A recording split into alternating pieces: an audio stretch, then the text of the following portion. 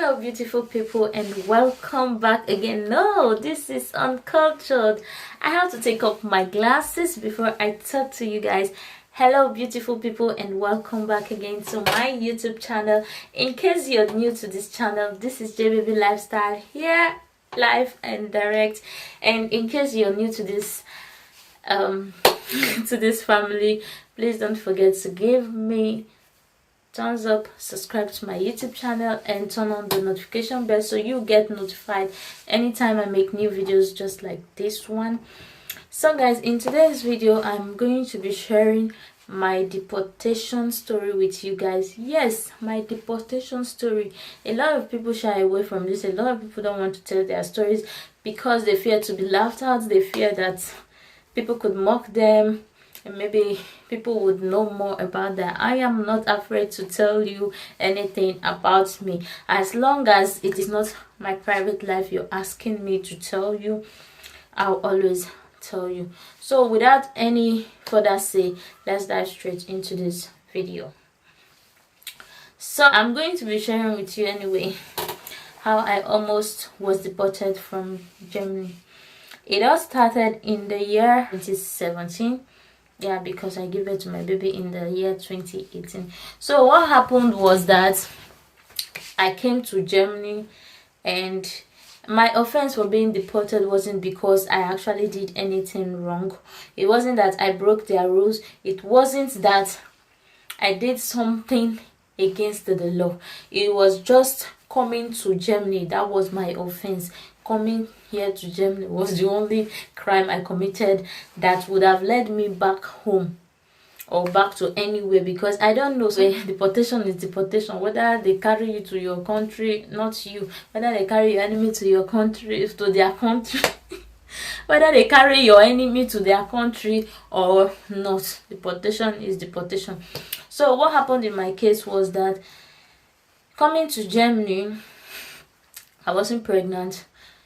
No baby, no nothing, no sickness. I was okay, and it's not like they really want you to be sick or they want everybody to be forcefully pregnant and start having children. That is not the case. The problem is that if you have babies, you're pregnant, maybe you have any sort of illness which the doctor actually confirms that you have, then it can be of advantage. Like, it can make them say, okay, you have this, or you might be left to stay in Germany.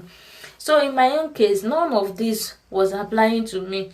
So they wrote me a letter that I am not wanted in the country. But you're saying you don't want me in the country. Where do you want me to go?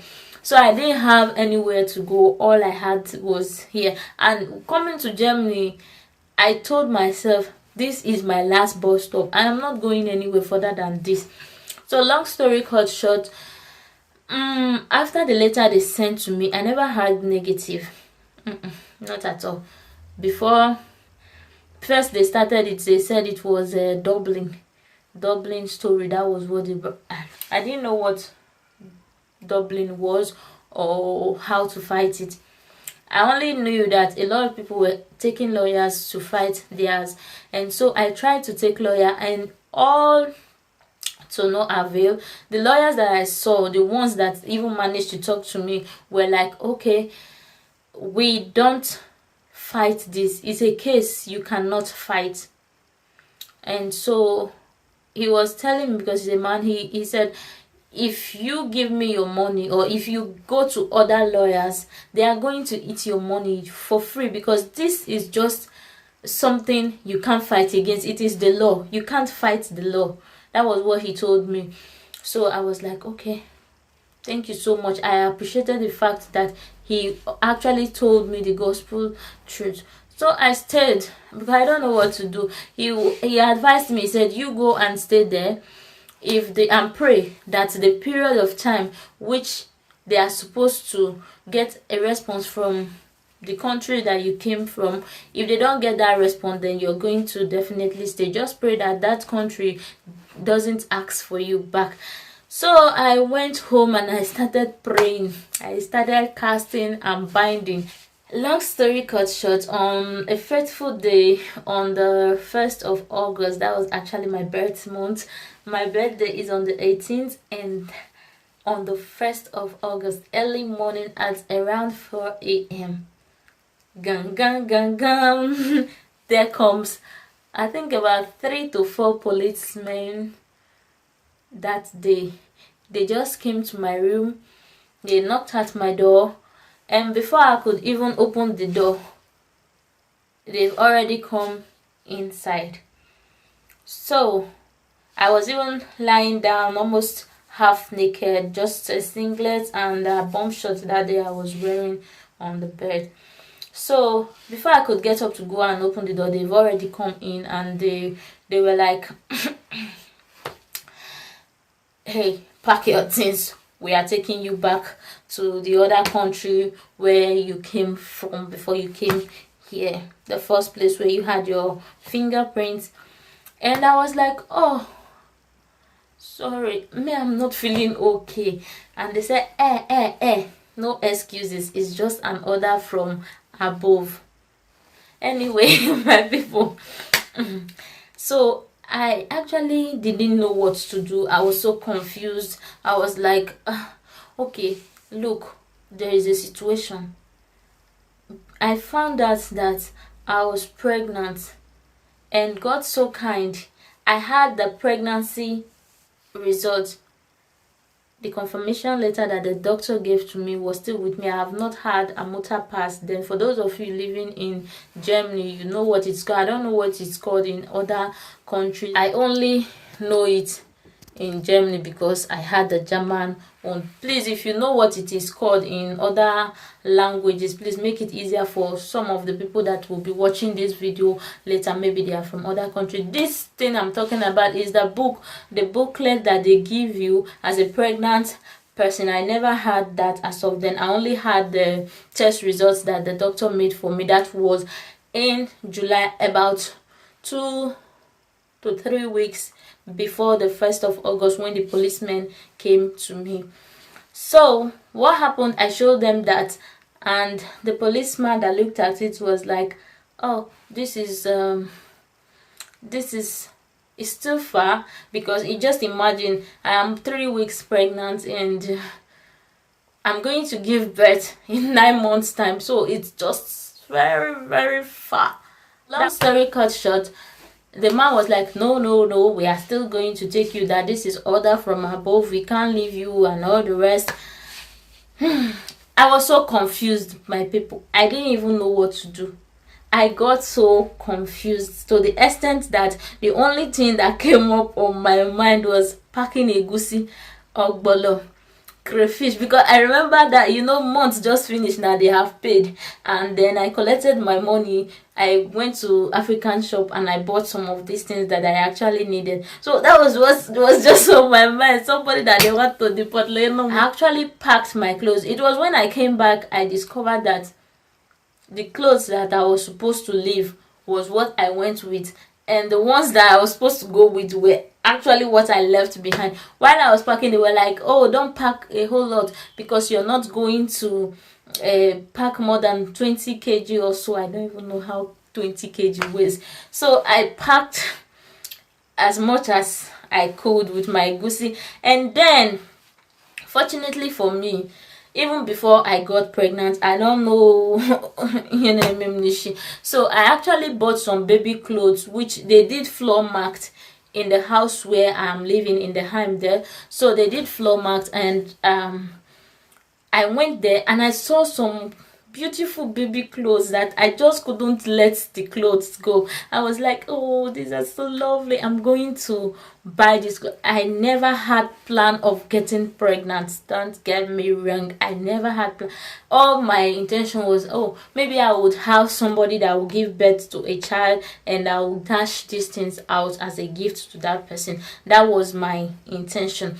So later, when I bought those clothes, I actually bought them before I found out that I was pregnant. Isn't this a miracle? Somebody say hallelujah. So when this policeman came, I had to pack those clothes. I put them in my handbag. My intention of packing those clothes was, I could actually get to Italy and I'll see somebody that will give birth and then I can dash these clothes out. That was my intention. So I packed some of these clothes and alongside my little wallet and this result that was given to me by the doctor, I put them in my handbag and then I had to carry my luggage. Oh, Ogula. So that was how I went with the policemen outside, and they took me to, first of all, to their station, and they waited because it was around 4 a.m. Remember I said it earlier, around 4 a.m. So they had to wait at the police station until it is about 7 or 6 a.m. 6 a.m. yeah.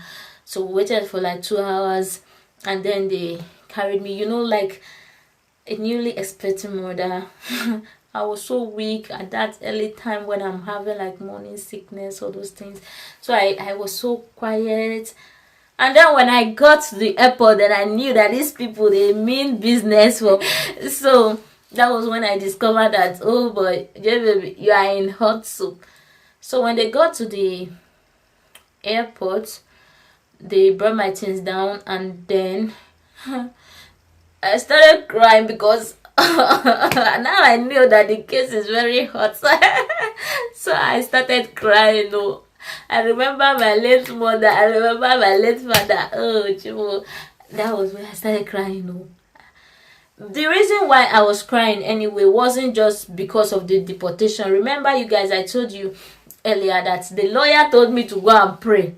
I was kabashing, koboshing, and madagascarting whatever prayer that could reach my mouth. Then I was doing all of this, and at the tail end, it now looked like God did not answer my prayer. That was the reason why I was crying, not even because they wanted to take me anywhere.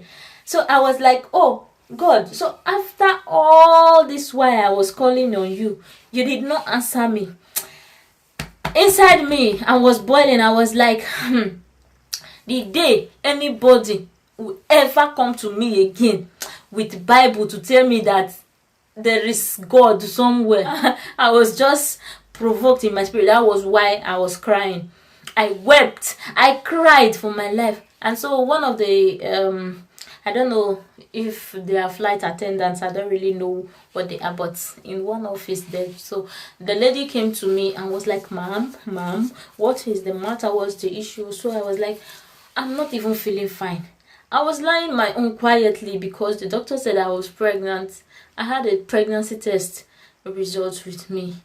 I'm not feeling okay, and these people want to send me back. They said they are sending me back to the country where I came in from, where I came from, to Germany. So the woman was like, you said you're pregnant? And I said yes. He said, okay, you come and sit down here. I said, I'm not going to sit anywhere. I want to stay here and cry my life out.